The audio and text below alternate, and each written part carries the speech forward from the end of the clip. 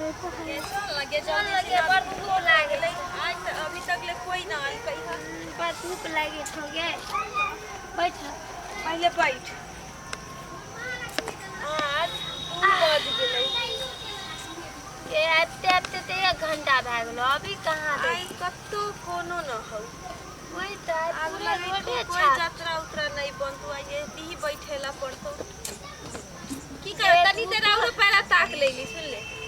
क्या धूप केते लाय छे से तुम ना देखे छी या त चुप ना जब पेट कथी से भरतो पैरा ताकेला पड़ा रोज जा चाहबै जे हां जल्दी से ना मालदारे पार्टी आ जाए तो थोड़े होई छै बैठ तनी देर इंतजार कर तो देखे तो छी कहै त छी धूप लाग रहल छै त ना क लै छी आबै चल अपना सबके तले छाहिर में की तो क्या समझाए थे इधर देखने के लिए ना धूप है तो थोड़ा मैनेज कीजिएगा ना धूप हम को देख रहे हैं ना ये कहाँ देख रही है इधर उधर देखिए एक बार इधर देखिए इधर देख रही है 2 बार देख लिया हाँ गे दीदी देखिए एगो आ रहा लो उमर से कोनो बुढ़वा लगे है लग में हाँ पंडित जी रुक रुक रुक तब नाटक करना शुरू कीजिएगा लंबा ज़्यादा खींचिएगा तब धूपे में रह जाइएगा आप लोग ठीक है चलिए